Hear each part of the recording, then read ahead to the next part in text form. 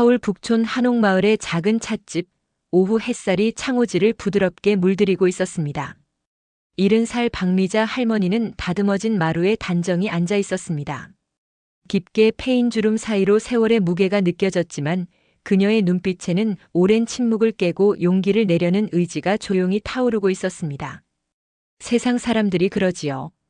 가족만큼 소중하고 안전한 울타리는 없다고. 할머니의 목소리는 가늘었지만 또렷했습니다. 찻잔을 손에 든 채 잠시 말을 멈추었습니다.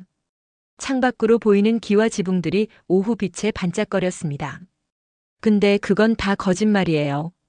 내가 태어나서 들은 거짓말 중에 가장 끔찍한 거짓말이지요. 할머니의 시선이 멀어졌습니다. 마치 70년 전 그 시절로 돌아가는 것 같았습니다. 1947년 경상북도의 작은 산골 마을. 미자는 셋째 딸로 태어났습니다. 위로는 언니 둘과 오빠 영수, 아래로는 여동생이 있었습니다. 아버지 박정수는 오직 장남 영수만을 귀하게 여기는 전형적인 가부장이었습니다. 키가 크고 목소리가 굵었던 그는 마을에서 나름 체면을 지키며 살아갔습니다. 하지만 집안에서는 달랐습니다. 아들 하나가 딸 10보다 낫지. 이 말을 입에 달고 살던 아버지는 막걸리를 마실 때면 더욱 거칠어졌습니다. 좋은 날엔 미자 자매들의 존재를 없는 듯 취급했고 나쁜 날엔 아이들은 그저 보이지 않는 것이 상책이었습니다. 어머니 김순자는 남편을 두려워하며 늘 눈치를 봤습니다. 작고 여린 체구의 그녀는 빨래나 바느질 품을 팔아 빠듯한 살림을 꾸려나갔습니다. 남편의 고함이 터져 나오면 미자의 손을 잡고 방 한 구석으로 피했습니다. 쉿, 괜찮아. 곧 지나갈 거야. 어머니의 속삭임은 항상 같았습니다. 하지만 그 어떤 보호도 해줄 수 없었습니다. 그저 함께 숨어 있는 것이 전부였습니다. 오빠 영수는 미자보다 5살 위였습니다. 마을 사람들의 칭찬을 한몸에 받으며 자랐습니다. 우리 영수가 얼마나 똑똑한지 나중에 서울 가서 크게 될 놈이야. 이웃들은 영수를 보며 감탄했습니다. 아버지는 그런 아들을 항상 자랑스러워했습니다. 어린 시절 영수는 누이들을 데리고 냇가에서 가재를 잡고 들판에서 뛰어놀곤 했습니다. 그때는 다정한 오빠였습니다. 하지만 영수가 사춘기에 접어들면서 그의 눈빛에 미묘한 변화가 일었습니다. 미자는 그것을 정확히 알 수는 없었지만 마음 한켠에 설명할 수 없는 불안감이 싹트기 시작했습니다. 미자는 딸이라는 이유로 학업은 엄두도 내지 못했습니다. 언니들과 함께 집안일을 돕고 농사일을 거들었습니다. 아버지는 계집애들이 무슨 공부가 필요하냐며 미자의 배움에 대한 갈망을 일축했습니다. 잠결에 느껴지는 이상한 감촉. 9살 미자는 무엇이 잘못된 것인지 알 수 없었습니다. 다만 몸이 움츠러들고 심장이 빨리 뛸 뿐이었습니다. 오빠가 천둥이 무서워서 그래. 영수는 그럴듯한 핑계를 댔습니다. 미자는 그저 오빠가 자신을 끔찍이 아낀다고 생각했습니다. 간혹 어머니가 잠결에 깨어나지기 말했습니다. 영수야, 내 자리로 가서 자거라. 하지만 영수는 능글맞게 대답했습니다. 엄마, 미자가 저 없으면 잠을 못 잔다잖아요. 아버지는 흐뭇하게 웃었습니다. 허허, 오누이가 어찌 저리도 서로를 아끼나. 저게 바로 한 피를 나눈 가족이지. 아버지는 영수의 등을 두드려 주었습니다. 자랑스러운 아들이었습니다. 미자 할머니는 찻잔을 내려놓았습니다. 손이 미세하게 떨리고 있었습니다. 70년이 지났지만 그 기억은 여전히 선명했습니다. 그때는 몰랐어요. 무엇이 잘못된 것인지, 왜 마음이 불안한지. 할머니의 목소리에 깊은 슬픔이 묻어났습니다. 하지만 포기하지 않겠다는 의지도 함께 담겨 있었습니다. 창밖으로 석양이 지고 있었습니다. 한옥의 처마선이 붉게 물들었습니다. 미자 할머니는 다시 입을 열었습니다. 그 뜨거운 여름날이 오기까지 나는 정말 아무것도 몰랐어요. 18살 생일을 막 넘긴 때였지요. 그녀의 눈에는 지나간 시간의 아픔과 이제 막 시작되는 용기가 교차하고 있었습니다. 오랜 침묵을 깨고 자신의 이야기를 세상에 내놓으려는 용기가. 미자 할머니는 찻잔을 다시 들었습니다. 손이 여전히 떨리고 있었지만 이야기를 멈출 수는 없었습니다. 창밖의 석양이 더욱 붉어지고 있었습니다. 1965년 제가 18살이 되던 해였습니다. 할머니의 목소리에는 이제 떨림이 없었습니다. 70년을 버텨온 힘이 느껴졌습니다. 그해 봄 미자는 성인이 되었습니다. 하지만 집에서는 여전히 어린아이 취급받았습니다. 언니들은 이미 시집을 갔고 미자와 여동생만이 집에 남아 부모님을 모시며 살고 있었습니다. 영수는 서울에서 대학교 2학년이 되어 더욱 의젓해 보였습니다. 키도 훌쩍 자라고 도시 젊은이의 세련됨을 갖추었습니다. 방학 때마다 집에 돌아올 때면 마을 사람들의 시선을 한몸에 받았습니다. 박신의 큰아들 참 잘생겼네. 공부도 잘한다면서? 그럼요. 저 아이는 나중에 크게 될 거예요. 영수는 그런 칭찬을 받으며 더욱 당당해졌습니다.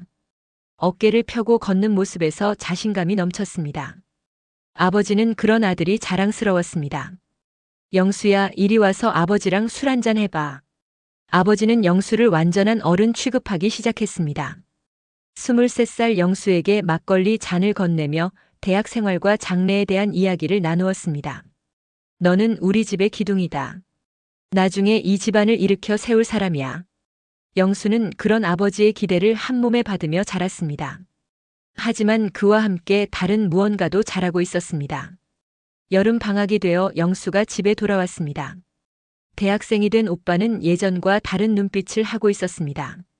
미자를 바라보는 시선에 이상한 것이 섞여 있었습니다. 미자야, 많이 컸구나. 이제 완전히 여자가 됐네. 미자는 불편했습니다.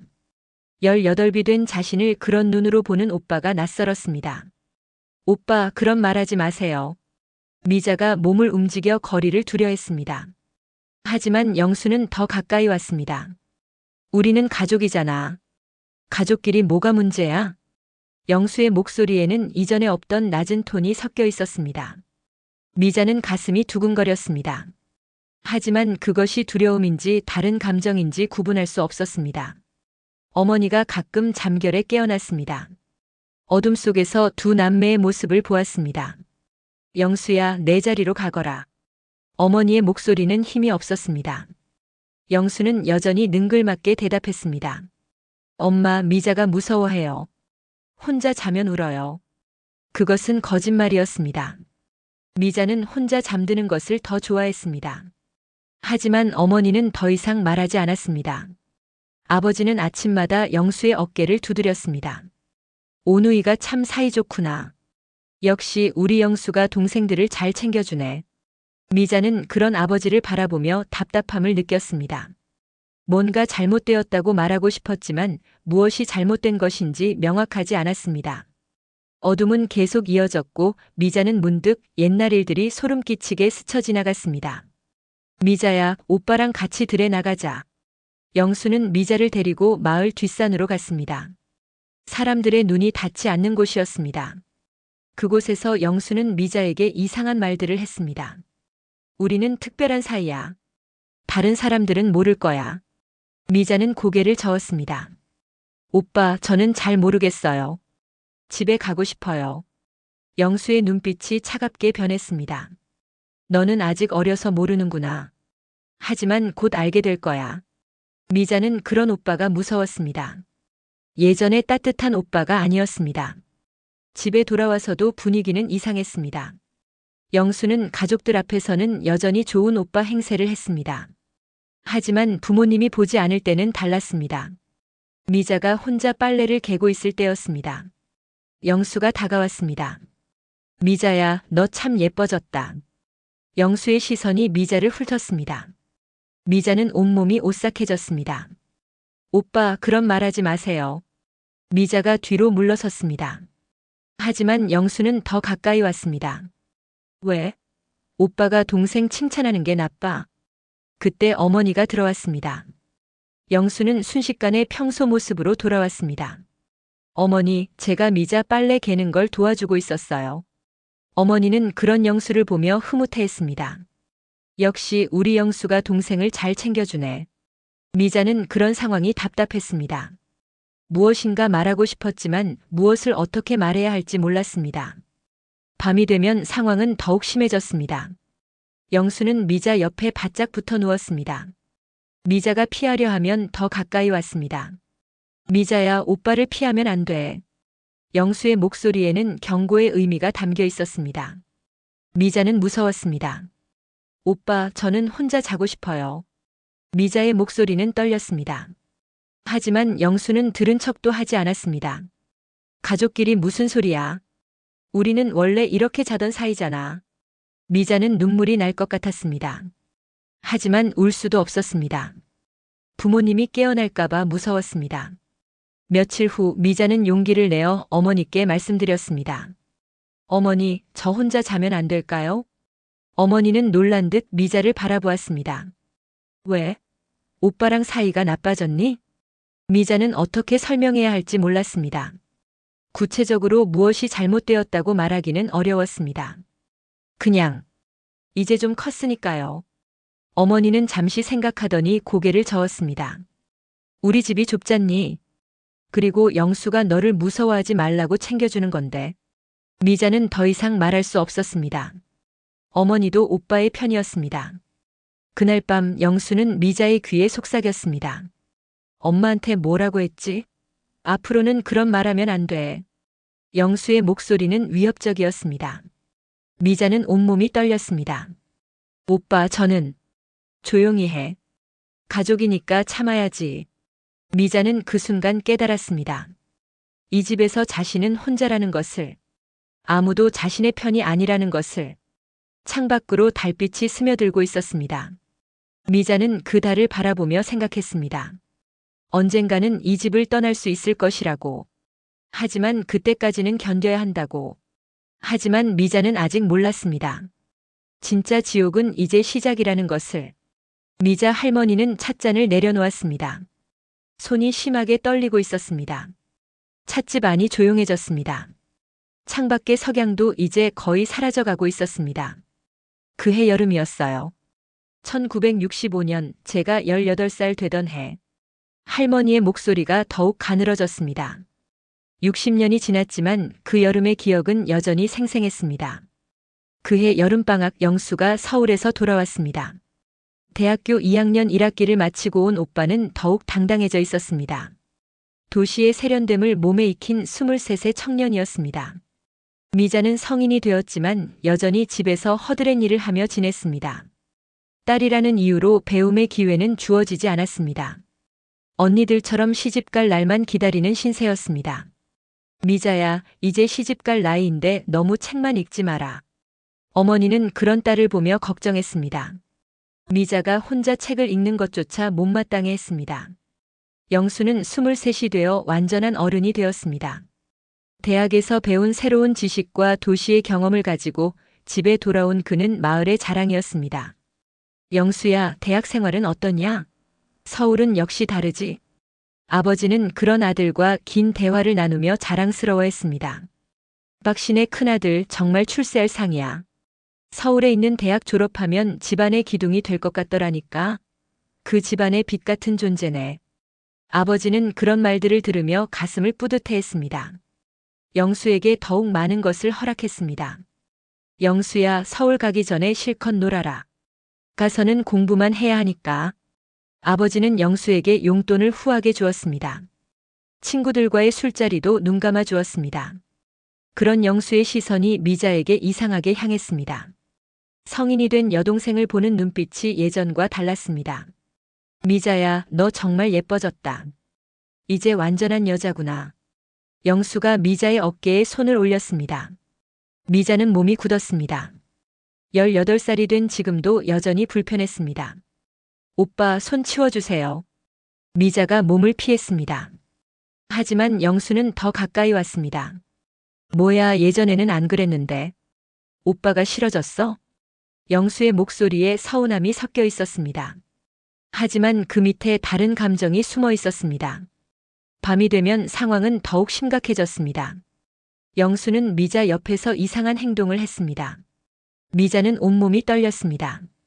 오빠, 그만해요. 미자의 목소리는 간절했습니다. 하지만 영수는 들은 척도 하지 않았습니다. 조용히 해. 엄마 아빠 깨시면 어떡해. 영수의 목소리는 위협적이었습니다. 미자는 울고 싶었지만 참았습니다. 며칠 후 미자는 다시 어머니께 말씀드렸습니다. 이번에는 더 간절했습니다. 어머니, 제발 저 혼자 재워주세요. 어머니는 빨래를 개다가 손을 멈췄습니다. 미자의 목소리에서 절박함을 느꼈습니다. 왜 그래? 무슨 일 있니? 미자는 어떻게 말해야 할지 몰랐습니다. 오빠가 무엇을 하는지 구체적으로 설명할 수도 없었습니다. 그냥, 이제 컸으니까 따로 자고 싶어요. 어머니는 잠시 생각했습니다. 하지만 곧 고개를 저었습니다. 미자야, 우리 집 형편 알잖니? 방이 부족해서 어쩔 수 없어. 어머니는 다시 빨래를 개기 시작했습니다. 대화는 그것으로 끝이었습니다. 미자는 절망감을 느꼈습니다. 아무도 자신의 말을 들어주지 않았습니다. 그날 밤 영수는 더욱 대담해졌습니다. 미자가 저항하자 화를 냈습니다. 너 왜 이래? 오빠가 그렇게 싫어? 오빠 제발. 미자의 목소리는 흐느끼는 것 같았습니다. 하지만 영수는 멈추지 않았습니다. 가족끼리 뭐가 문제야? 너무 예민하게 굴지 마. 미자는 그 순간 깨달았습니다. 아무리 말해도 소용없다는 것을, 이 집에서는 자신의 목소리가 들리지 않는다는 것을. 다음 날 아침 미자는 국민학교 때 선생님을 찾아갔습니다. 그 선생님은 40대 여교사였습니다. 미자에게 친절했습니다. 선생님, 저 집에서 힘든 일이 있어요. 미자는 조심스럽게 말을 꺼냈습니다. 선생님은 관심 있는 표정으로 들었습니다. 무슨 일인데? 미자는 한참을 망설였습니다. 무엇을 어떻게 말해야 할지 몰랐습니다. 오빠가 저에게 이상하게 해요. 선생님의 표정이 굳어졌습니다. 하지만 곧 다른 표정으로 바뀌었습니다. 미자야, 오빠들이 그럴 수 있어. 남자아이들은 원래 그런 거야. 선생님의 말에 미자는 충격을 받았습니다. 선생님마저 이해해주지 않았습니다. 하지만 선생님, 미자야, 가족 일은 조심스럽게 말해야 해. 괜한 오해가 생길 수 있어. 선생님은 더 이상 듣고 싶어 하지 않았습니다. 미자는 교무실을 나왔습니다. 몇 주 후 미자는 자신의 몸에 이상한 변화를 느꼈습니다. 생리가 멈췄습니다. 입덧 같은 증상도 나타났습니다. 18살의 미자도 이제 그것이 무엇을 의미하는지 알 수 있었습니다. 하지만 받아들이기 어려운 현실이었습니다. 몇 주 후 미자는 확신했습니다. 자신이 임신했다는 것을, 18살의 몸에 생명이 자라고 있다는 것을. 미자는 며칠 밤을 뜬 눈으로 지새웠습니다. 무엇을 해야 할지 몰랐습니다. 마침내 미자는 어머니에게 이 사실을 털어놓기로 결심했습니다. 다른 방법이 없었습니다. 어느 날 저녁 아버지와 영수가 외출한 사이였습니다. 미자는 부엌에서 설거지를 하고 있는 어머니께 다가갔습니다. 어머니. 미자의 목소리는 떨렸습니다. 어머니는 설거지를 멈추고 돌아보았습니다. 왜 그래? 얼굴이 안 좋아 보이는데. 미자는 한참을 망설였습니다. 그리고 용기를 내어 말했습니다. 어머니, 저 아기가 생긴 것 같아요. 설거지통에서 그릇이 떨어지는 소리가 났습니다. 어머니의 얼굴이 하얗게 변했습니다. 뭐라고? 어머니의 목소리는 떨렸습니다. 믿을 수 없다는 표정이었습니다.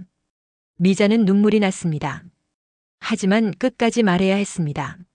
오빠가, 영수 오빠가. 어머니는 한참 동안 말을 하지 못했습니다. 그리고 주저앉았습니다. 미자야, 그런 말 함부로 하는 거 아니야. 어머니의 목소리에는 절망이 섞여 있었습니다. 하지만 어머니, 정말이에요. 미자는 간절히 말했습니다. 어머니가 믿어주기를, 도와주기를 바랐습니다. 어머니는 한참을 울었습니다. 그리고 미자를 끌어안았습니다. 미자야, 이 일은 아무에게도 말하면 안 된다. 절대로. 그것이 어머니가 할 수 있는 전부였습니다. 보호가 아닌 침묵이었습니다. 미자는 그 순간 깨달았습니다. 이 집에서 진실은 묻힐 수밖에 없다는 것을. 자신은 혼자서 이 모든 것을 견뎌야 한다는 것을. 하지만 동시에 다른 생각도 들었습니다. 언젠가는 이 모든 것을 세상에 말할 수 있을 것이라고. 진실은 결국 드러날 것이라고. 그 희미한 희망이 미자를 버티게 하는 유일한 힘이었습니다. 미자 할머니는 찻잔을 다시 들었습니다. 손의 떨림이 조금 잠잠해졌습니다. 창밖에는 어둠이 내려앉고 있었지만 찻집 안에 따뜻한 불빛이 할머니의 얼굴을 부드럽게 비추고 있었습니다. 그 뒤로 50년이 넘는 세월이 흘렀어요. 할머니의 목소리에 깊은 울림이 있었습니다. 그 긴 세월 동안 무엇이 있었는지 그 이야기가 시작되었습니다.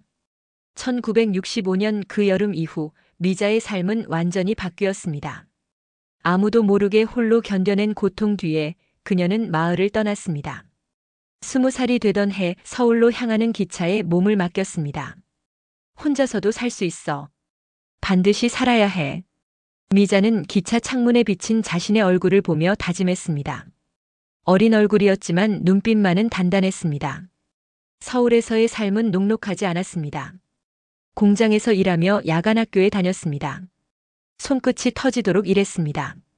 하지만 자유로웠습니다. 처음으로 누구의 시선도 두려워하지 않아도 되는 공간이었습니다. 공장 기숙사에서 만난 언니들이 있었습니다. 고향을 떠나온 사연은 각자 달랐지만 서로를 의지하며 살았습니다. 미자야, 넌 왜 이렇게 말이 없어? 같은 방을 쓰던 순이 언니가 물었습니다. 미자는 그저 웃기만 했습니다. 말하고 싶지 않은 일들이 있어요. 순이 언니는 더 묻지 않았습니다. 그 시절 젊은 여성들은 모두 각자의 아픔을 가지고 있었습니다. 시간이 흐르면서 미자는 조금씩 마음을 열기 시작했습니다. 공장에서 만난 사람들과 대화를 나누고 야간 학교에서 새로운 것들을 배웠습니다. 선생님이 한 말이 깊이 새겨졌습니다. 여러분은 모두 소중한 사람입니다. 과거가 어떻든 미래는 여러분이 만들어가는 것입니다. 미자는 그 말을 되새기며 하루하루를 견뎌냈습니다.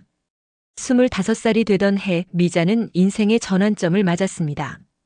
회계사 자격을 취득한 것입니다. 밤잠을 줄여가며 공부한 결과였습니다. 작은 회사에 취직했습니다. 처음으로 정장을 입고 사무실에 앉았습니다. 거울 속에 자신이 낯설었습니다. 미자 씨, 참 꼼꼼하고 성실하네요. 사장님이 칭찬해 주었습니다. 미자는 처음으로 자신감을 느꼈습니다. 일에 몰두하며 지내던 어느 날 운명적인 만남이 있었습니다. 회사 근처 도서관에서 만난 김 선생님이었습니다. 중학교 국어 교사였던 그는 온화하고 따뜻한 사람이었습니다. 이 책 좋아하시는군요. 선생님이 미자가 읽고 있던 책을 보며 말했습니다. 자연스럽게 대화가 시작되었습니다. 어려운 일이 있으셨나 봐요. 선생님의 따뜻한 눈빛을 보며 미자는 처음으로 누군가에게 마음을 열고 싶다는 생각을 했습니다. 하지만 여전히 과거의 상처는 깊었습니다. 선생님과 가까워질수록 두려움도 커졌습니다. 저는 복잡한 과거가 있어요. 미자가 조심스럽게 말했습니다. 선생님은 고개를 끄덕였습니다. 과거는 과거일 뿐입니다. 지금의 미자 씨가 더 중요하죠. 그 말에 미자는 눈물이 났습니다. 처음으로 자신을 있는 그대로 받아주는 사람을 만난 것 같았습니다. 결혼을 했습니다. 작은 결혼식이었지만 행복했습니다. 아이도 낳았습니다. 딸 하나, 아들 하나. 평범한 가정을 꾸렸습니다. 하지만 완전히 행복할 수는 없었습니다. 어린 시절의 악몽이 가끔 찾아왔습니다. 아이들을 키우면서도 불안했습니다. 엄마, 왜 가끔 울어요? 딸 아이가 물었습니다. 미자는 아이를 꼭 안았습니다. 엄마가 너희를 너무 사랑해서 그래. 그것은 거짓말이 아니었습니다. 아이들에 대한 사랑만은 진실했습니다. 남편은 묵묵히 미자를 지켜주었습니다. 무엇인가 깊은 상처가 있다는 것을 알고 있었지만 재촉하지 않았습니다. 당신이 준비될 때까지 기다리겠소.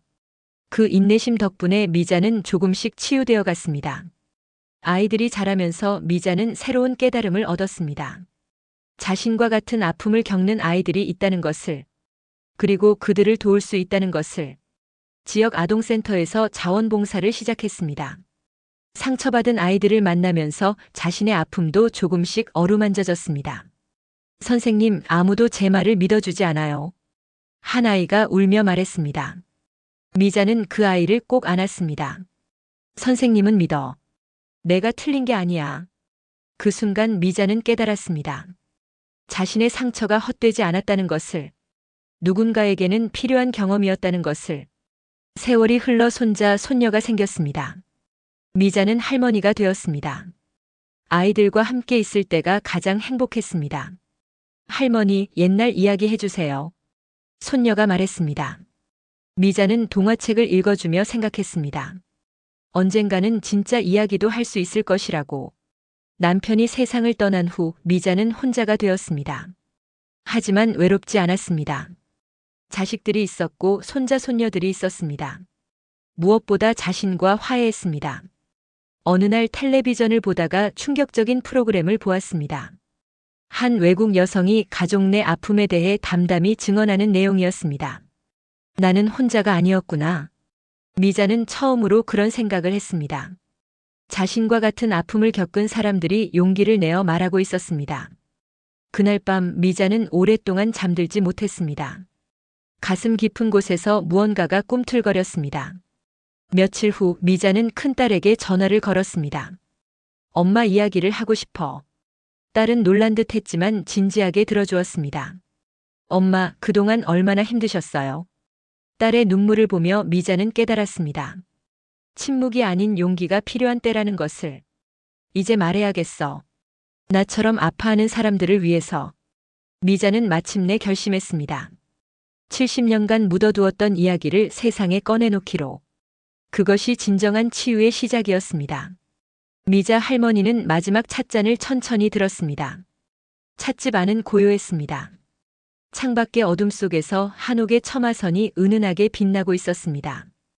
2024년 가을이었어요. 그 영상을 본 날이. 할머니의 목소리에는 이제 떨림이 없었습니다. 60년을 버텨온 힘이 느껴졌습니다. 그날도 평범한 오후였습니다. 미자는 거실에서 텔레비전을 보고 있었습니다. 우연히 틀어놓은 다큐멘터리에서 한 외국 여성이 나와 담담히 증언하고 있었습니다. 저는 60년이 넘도록 침묵했습니다. 하지만 이제 말할 용기를 얻었습니다. 화면 속 여인의 목소리는 흔들리지 않았습니다. 가족 내에서 겪었던 끔찍한 일들을 조용히 털어놓았습니다. 미자의 가슴이 뛰기 시작했습니다. 60년 전 그 여름의 기억이 되살아났습니다. 하지만 이번에는 달랐습니다. 두려움이 아닌 위안이었습니다. 나만 그런 게 아니었구나. 미자는 처음으로 그런 생각을 했습니다. 자신과 같은 아픔을 겪은 사람들이 세상에 많다는 것을, 그들이 용기를 내어 말하고 있다는 것을. 그날 밤 미자는 잠들 수 없었습니다. 가슴 깊은 곳에서 무언가가 꿈틀거렸습니다. 오랫동안 잠들어 있던 용기가 깨어나고 있었습니다. 며칠 후 미자는 큰딸 수경에게 전화를 걸었습니다.